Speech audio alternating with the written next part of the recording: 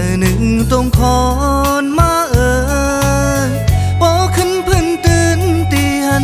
ไม่เลยไม่เป็นไฟลุกแห้งเลยตึดขาดลีบกันสนยืนต่อกันมาเลยปีและน้องปอเลยห่างไกลกันอยู่ลองมองหือเอาไหลคืนมันยาวจึงพอได้สุดบนก็ลองไม่หือป่ามีสังมอตึกตอดอกเจอออมเลือดไม่ห่อนหูเจอปอ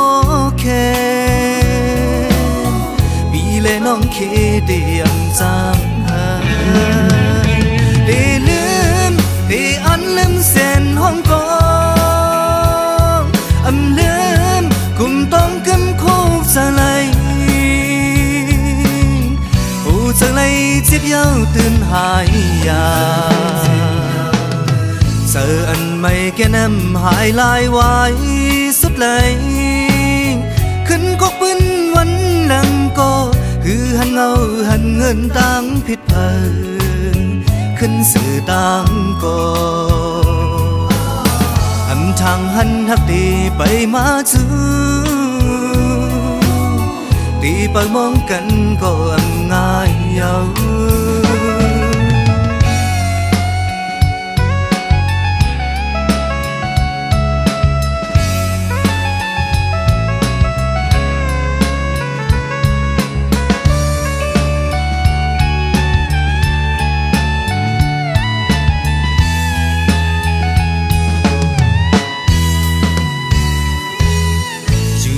เจอถึงเจอหนึ่งตรงคอนมาพอขึ้นพื้นตื่นเตียนไม่เลยไม่เป็นไฟลุกแห้งเลยตึดขาดลีบกันสอนยืนต่อกันมาเลย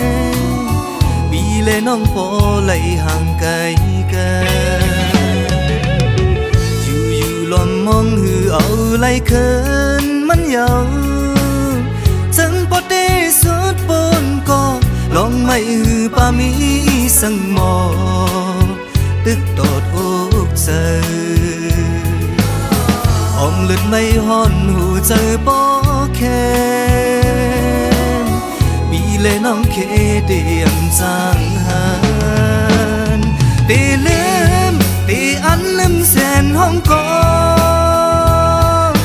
ลืมกุมต้องกำคู่จะไหลหูจะไหลจิบเย้าตื่นหายยาเจออันไม่แก่น้ำหายลายไว้สุดไหลขึ้นก็ปืนวันหลังก็คือหันเงาหันเงินตังผิดเพลินขึ้นสื่อตังก็ทางหันหักตีไปมาจูตีไปมองกันก็ง่าย